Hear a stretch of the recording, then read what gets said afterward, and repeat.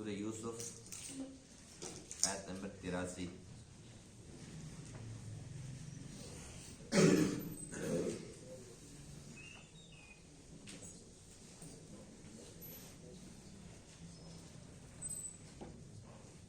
اعوذ باللہ من الشیطان الرجیم، بسم اللہ الرحمن الرحیم،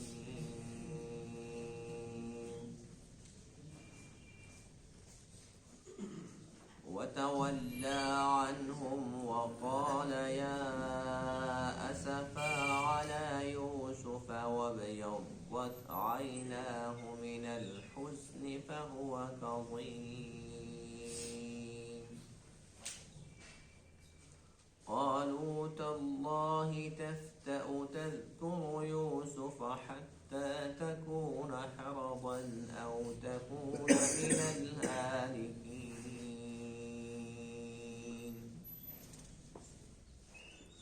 قال إنما أشكو بثي وحزني إلى الله وأعلم من الله ما لا تعلمون، يا بني اذهبوا فتحسسوا من يوسف وأخيه ولا تيأسوا من روح الله، إنه لا ييأس من روح الله إلا القوم الكافرون۔ صدق الله العظيم۔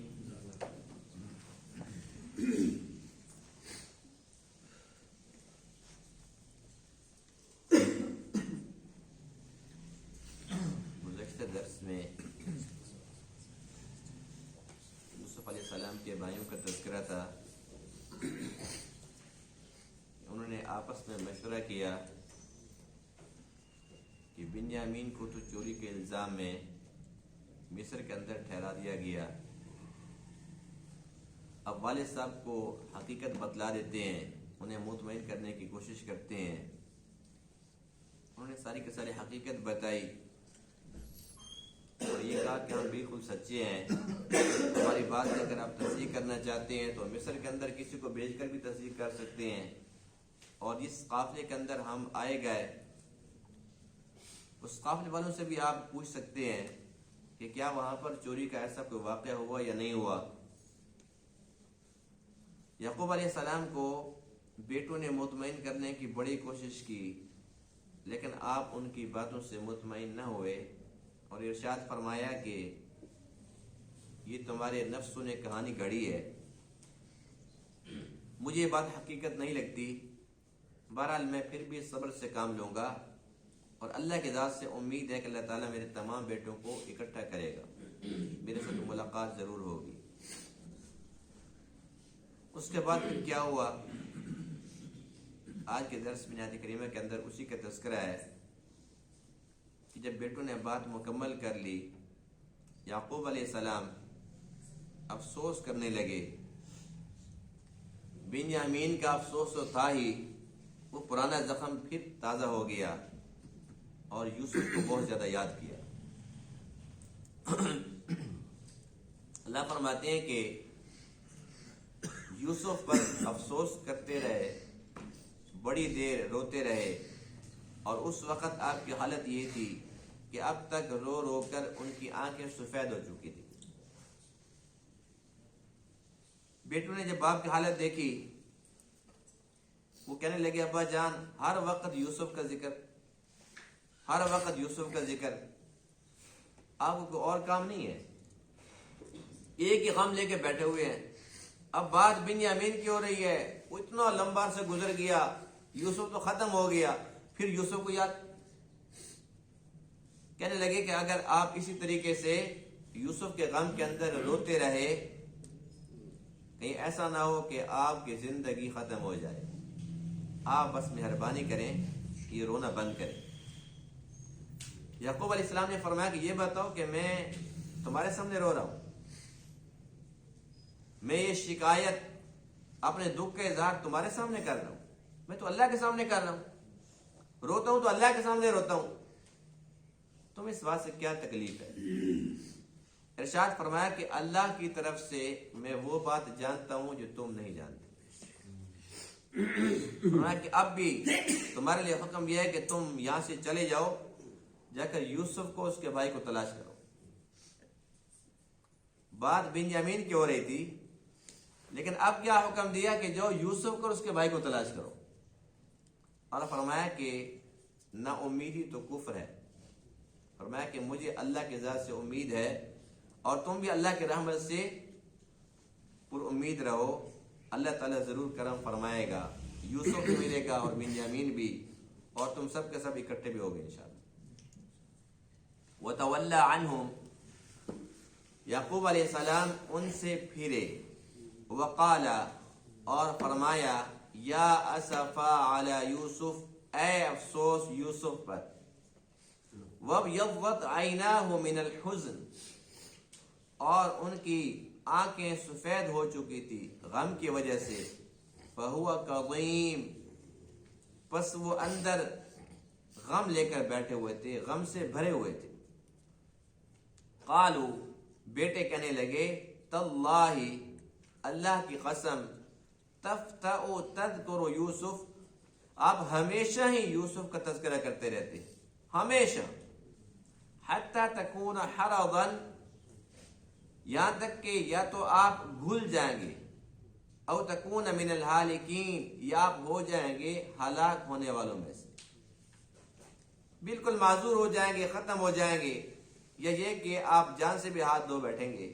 قال، آپ نے فرمایا، انما اشکو بثی وحزنی الی اللہ، بے شک میں شکایت کرتا ہوں اپنے اندرونی غم کی، وحزنی، اور اپنے بیرونی غم کی، سب کچھ کی، الی اللہ، اللہ کے سامنے، وَأَعْلَمُ مِنَ اللَّهِ، اور میں جانتا ہوں اللہ کی جانب سے، مَا لَا تَعْلَمُونَ، جو تم نہیں جانتے۔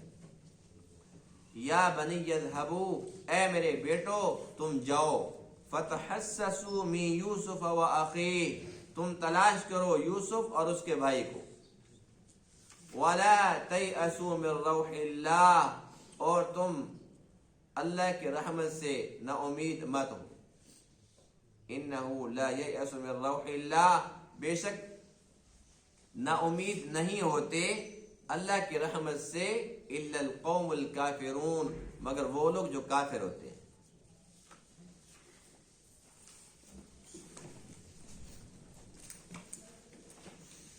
یعقوب علیہ السلام تو ہمیشہ سے ہی، جب سے یوسف گم ہوئے تھے، آپ سے جدا ہوئے تھے، تب سے یوسف کے غم کے اندر روتے رہتے تھے، اور کون سا ایسا لمحہ تھا جب آپ نے اپنے بیٹے یوسف کو یاد نہ کیا ہو؟ ہمیشہ یاد بھی کرتے تھے، اور تنہائی کے لمحات کے اندر روتے بھی تھے، اور لوگوں کے سامنے آپ خاموش رہتے تھے، اس لیے کہ آپ نے کیا فرمایا تھا کہ میں صبر جمیل کروں گا، اور صبر جمیل وہی ہوتا ہے کہ اللہ کے مخلوق میں سے کسی کے سامنے دکھ کا، درد کا اظہار نہ کیا جائے، صرف اللہ کے سامنے اظہار کیا جائے، یہ صبر جمیل ہوتا ہے۔ ہمیشہ اللہ کے سامنے روتے رہے، فریاد کرتے رہے، اور اللہ تعالیٰ کی طرف سے یہ ایک آزمائش تھی۔ یعقوب علیہ السلام بھی جانتے تھے، اور یوسف علیہ السلام بھی جانتے تھے، جیسا کہ کل کے درس کے اندر میں نے عرض کیا تھا کہ اللہ تعالیٰ نے یوسف علیہ السلام کو تو بہت سارے ایسے موقع عطا فرمائے تھے، یہاں تک کہ آپ جب بادشاہ بن گئے تو اپنے والد کو خبر کر سکتے تھے، قاصد بھیج سکتے تھے، خط لکھ سکتے تھے، یہاں تک کہ پھر آپ کے اپنے بھائی آپ کے پاس اناج لینے پہنچے، پہچان بھی لیا، اپنے بھائی بنیامین کو بھی طلب فرما لیا، لیکن بھائیوں کو یہ نہیں کہا کہ ابا پریشان ہے تو جا کر ان کو پیغام دے دینا، اس لیے کہ اللہ کی طرف سے پابندی تھی کہ یہ آزمائش ہے، اور جب تک ہمارا حکم نہ ہو آپ نے اس بات کو ظاہر نہیں کرنا۔ اب یہ تقریباً 40 سال کا دورانیہ بنتا ہے، اس دوران آپ روتے رہے۔ یوسف علیہ السلام نے ایک مرتبہ جبرائیل امین علیہ السلام سے پوچھا کہ یہ بتاؤ کہ میری جدائی کا میرے باپ کو کتنا دکھ ہے؟ جانتے تو تھے کہ میرا باپ کو دکھ ہے، جبرائیل سے پوچھا کہ کیا آپ میرے باپ یعقوب کو جانتے ہیں؟ جبرائیل نے کہا بالکل جانتا ہوں۔ پھر آپ نے فرمایا کہ اچھا اگر جانتے ہو تو یہ بتاؤ کہ ان کو کتنا دکھ ہے میرا۔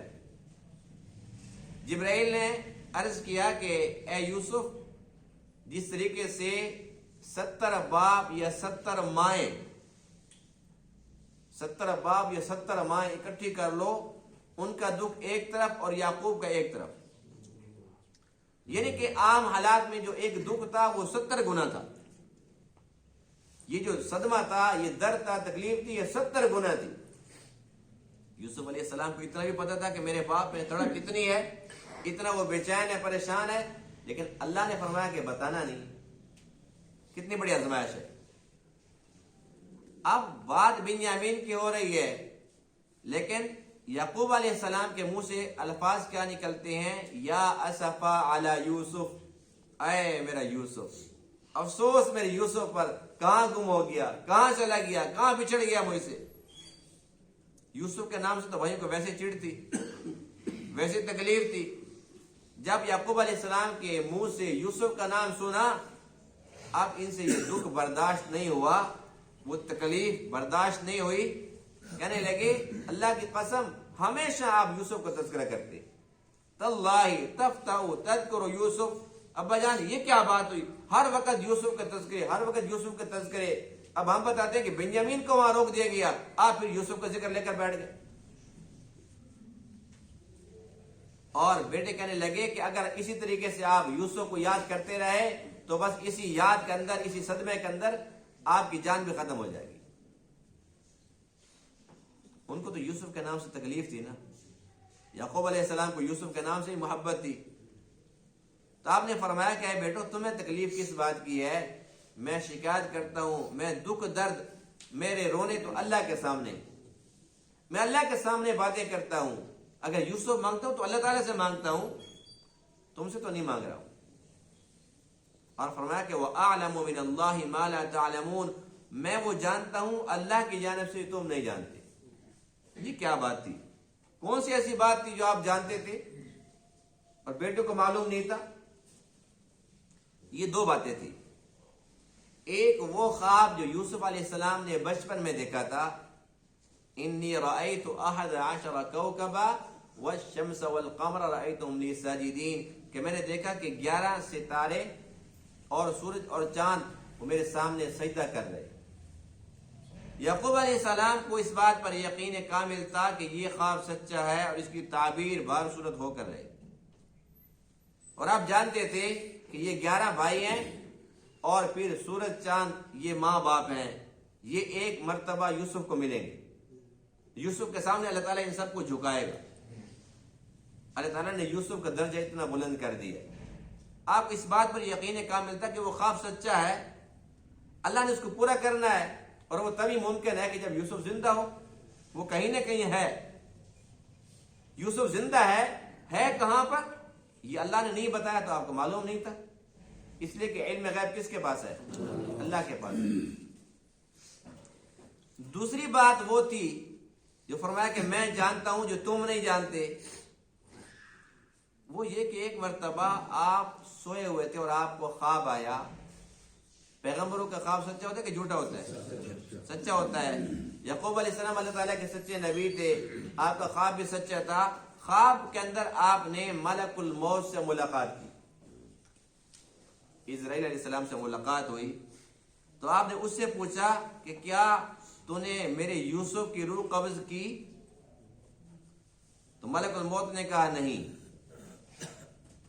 اس بات سے آپ کو معلوم تھا کہ جب روح قبض نہیں کی تو وہ زندہ ہے۔ اب آپ یہ سمجھتے تھے کہ جب اس کی روح قبض نہیں ہوئی وہ زندہ تو ہے، لیکن اللہ جب مجھے نہیں بتاتا تو مجھے کیسے پتا چلے؟ یہ اللہ تعالیٰ کی قدرت ہے۔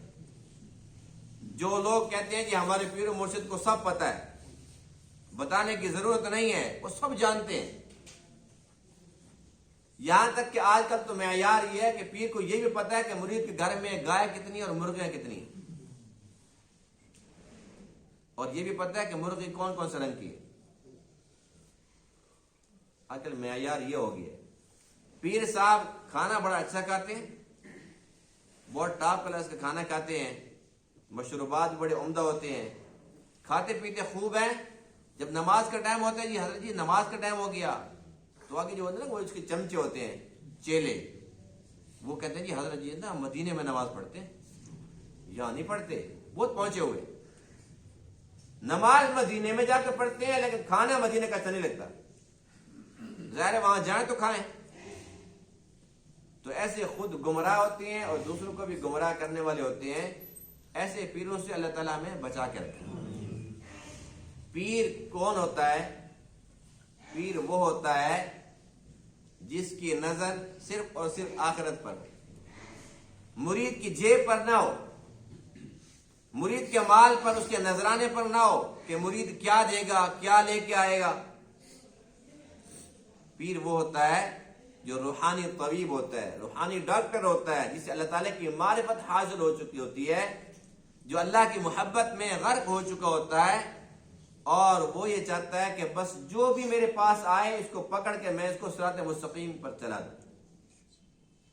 اور پیر وہ ہوتا ہے جس کی کبھی تہجد کی نماز قضا نہ ہوئی ہو، وہ نہیں ہوتا جو فرض نماز بھی نہ پڑھے اور جمعہ کی نماز بھی نہ پڑھے، جو ریچھ کتے کی لڑائی کرائے، مرغوں کی لڑائی کرائے اور ڈانس کے پروگرام کرائے، وہ پیر نہیں ہوتا، وہ دنیا دار ہوتا ہے، بھیڑیا ہوتا ہے۔ آج کل ایسے لوگوں کی کمی نہیں ہے، بہت زیادہ ہیں، ایک ڈھونڈو ہزار ملتے ہیں۔ تو پیروں کو کہاں سے پتہ چلے گا جب اللہ کے نبیوں کو خبر نہیں ہو رہی؟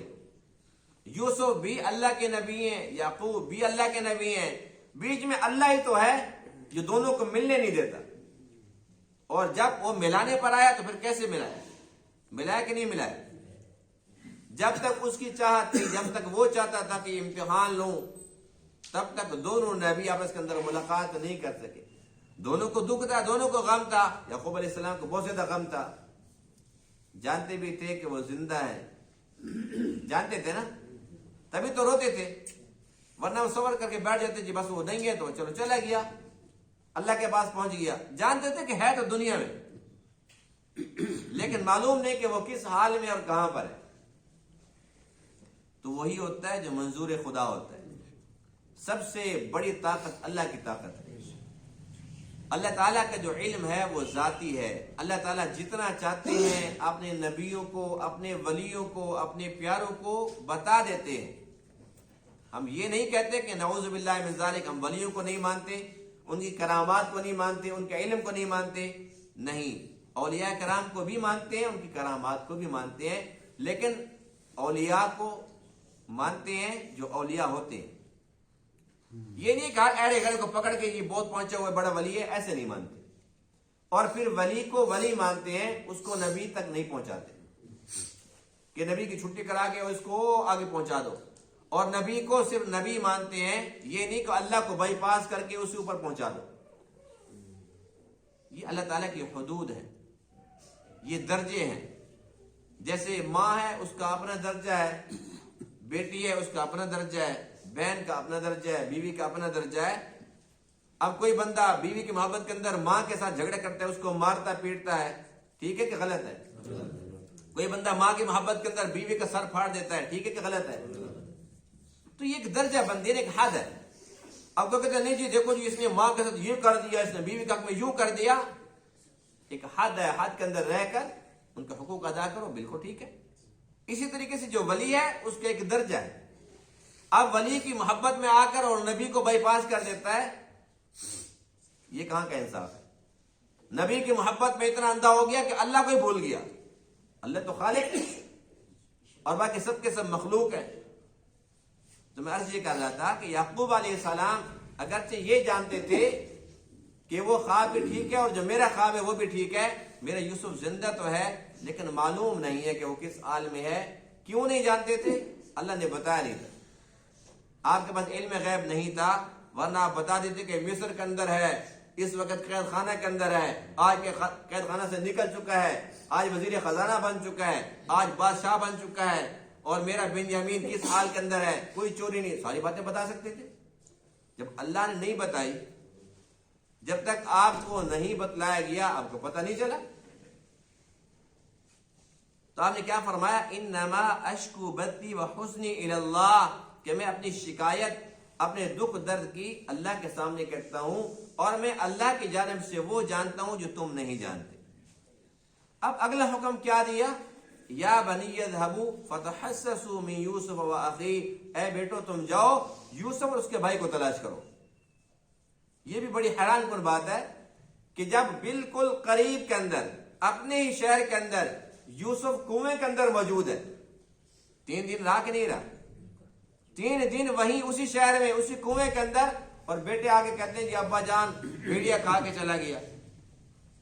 آپ نے نہیں فرمایا کہ جاؤ اس کو تلاش کرو، نہیں فرمایا، یعنی کہ اللہ کی چاہت نہیں تھی، اللہ کی طرف سے آرڈر نہیں تھا۔ بیٹے کو اس ٹائم بیٹے کہ جاؤ تلاش کر کے لے آؤ، تم جھوٹ بول رہے ہو۔ فرمایا کہ بس میں صبر سے کام لوں گا، اور میں صبر جمیل کر کے دکھاؤں گا، اور تم نے خود کہانی گھڑی ہے۔ اس وقت بھی فرما دیا، یہ حکم نہیں دے کہ جاؤ تلاش کرو۔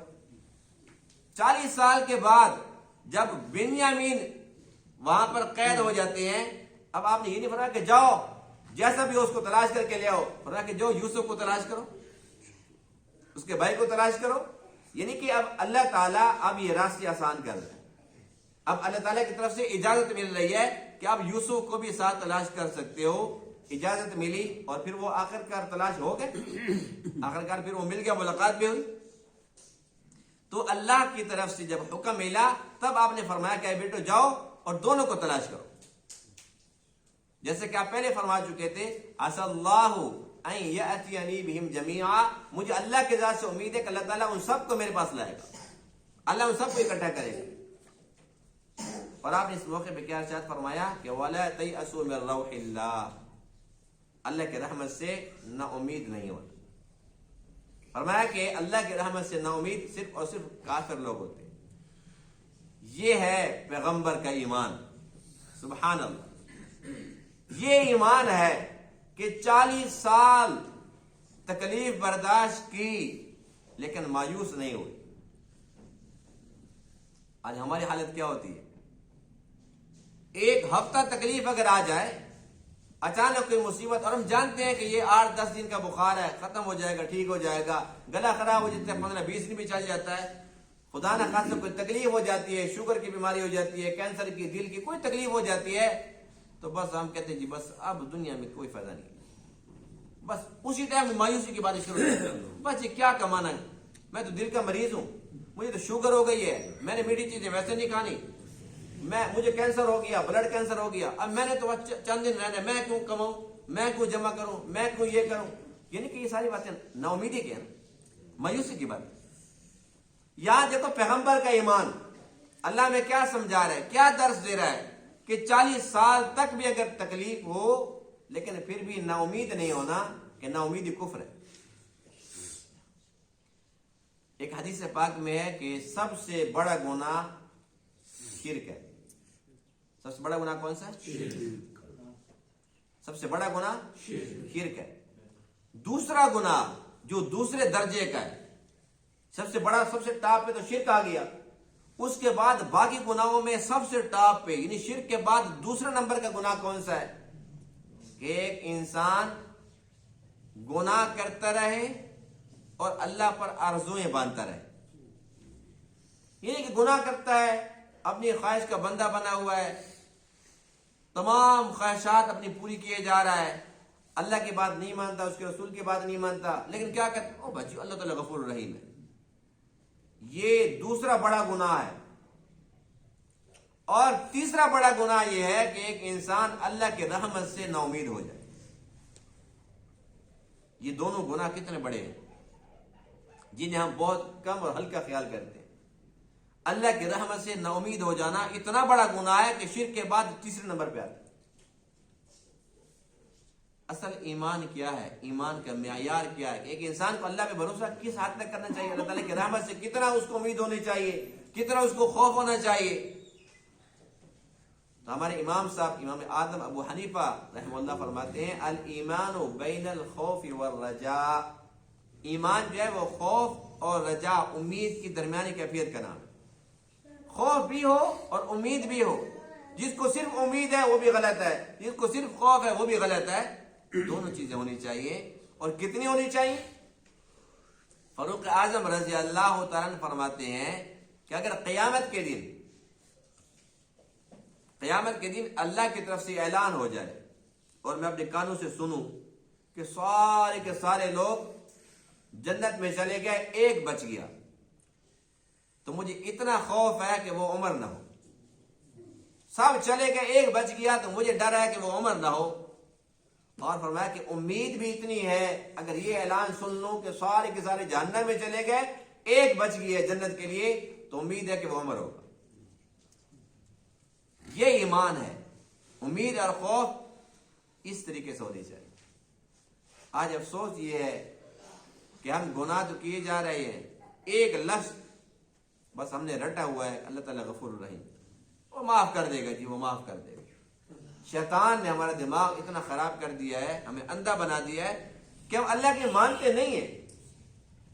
اللہ کو پیار ہے، کوئی شک والی بات نہیں. اللہ کو ہم سے پیار ہے کہ نہیں؟ ہمیں اپنی اولاد سے پیار ہوتا ہے کہ نہیں ہوتا؟ اولاد کی محبت میں ماں باپ کیا کچھ نہیں کرتے. ساری زندگی ان کے ایک ہی مشن ہوتا ہے، جی بس میں سولی پر بھی لٹک جاؤں نا، لیکن میرے بچے بھوکے نہ مرے. نہ وہ دن کو دیکھتے ہیں نہ رات کو، کوئی چین کوئی سکون نہیں ہے. بچوں کی خاطر کیے جا رہا ہے. کتنی محبت ہوتی ہے.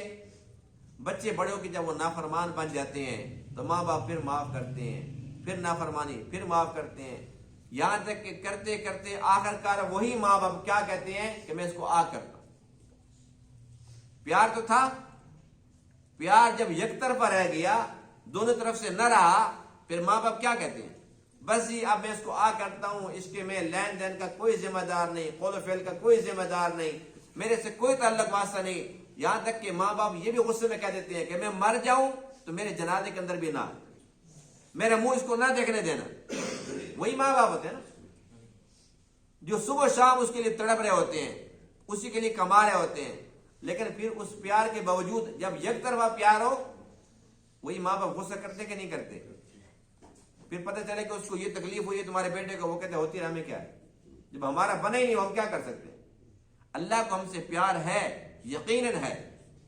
اللہ بندوں سے پیار کرتا ہے، لیکن جب بندے اللہ سے پیار چھوڑ دیں، جب بندے اپنی منمانی شروع کر دیں، اللہ تعالیٰ کا کہا نہ مانے، تو اللہ تعالیٰ پھر اس کو معاف کرتا ہے، پھر وہ توبہ کرتا ہے، پھر اللہ معاف کرتا ہے. اللہ مہلت دیتا رہتا ہے. پھر اس کے بعد جب وہ گناہ کرتا رہتا ہے آخر کار اللہ تعالیٰ اس کے دل کو سیاہ کر دیتے ہیں، کالا کر دیتے ہیں، زنگ آلود کر دیتے ہیں. اس کے بعد اس کا دل پتھر ہو جاتا ہے. توبہ کی توفیق پر اللہ تعالیٰ سے چھین لیتے ہیں. پھر اللہ فرماتے ہیں کہ میں نے جہنم کو بھی تو بھرنا نا، میں ایسے لوگوں سے بھروں گا کہ میں ان سے پیار کرتا ہوں، یہ میری بات نہیں مانتے، میرے نبی کے طریقے کو اپناتے نہیں ہیں، میرے نبی سے پیار نہیں کرتے، تو میں کیوں ان سے پیار کروں ایک طرفہ؟ اللہ فرماتے جاؤ جہنم میں جاؤ. تو اس لیے ایک انسان اگر گناہ کرتا رہتا ہے اور کہتے جی بس اللہ تعالیٰ غفور رحیم ہے، تو یہ غلط بات ہے. اس کا مطلب یہ ہے کہ نعوذ باللہ اللہ ہم سے پیار کرتا ہے اور ہم اتنی بے رخی کیوں؟ یہ پیار دونوں طرف سے ہونا چاہیے. اللہ کرتا ہے تو ہمیں بھی اللہ تعالیٰ سے پیار کرنا چاہیے.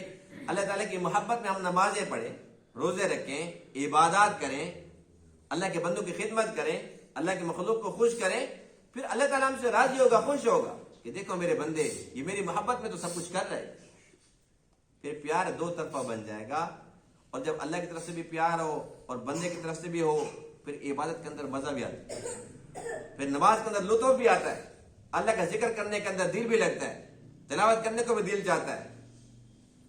یہ تو ہے اللہ تعالیٰ کا احسان کہ توفیق بھی دے دیتا ہے، قبول بھی فرما دیتا ہے. انسان کا کام تو صرف عزم کرنا ہے. اگر وہ یہ بھی نہ کر سکے تو اس میں خسارہ کس کا ہے؟ انسان کا اپنا ہے. اس لیے ہمیں چاہیے کہ ہم اللہ تعالیٰ سے پر امید بھی رہیں، اس کی رحمت کے امیدوار بھی رہیں، لیکن اس سے ڈرتے بھی رہیں. دونوں چیزیں ہوں گی تو انشاءاللہ یہ ایمان اللہ تعالیٰ کے ہاں معتبر ہوگا اور ہمیشہ ہمیشہ کی انشاءاللہ اس سے کامیابی نصیب ہوگی. اللہ تعالیٰ تمام بات کو سمجھنے عمل کرنے کی توفیق عطا فرمائے. وآخر دعوانا الحمدللہ رب العالمین.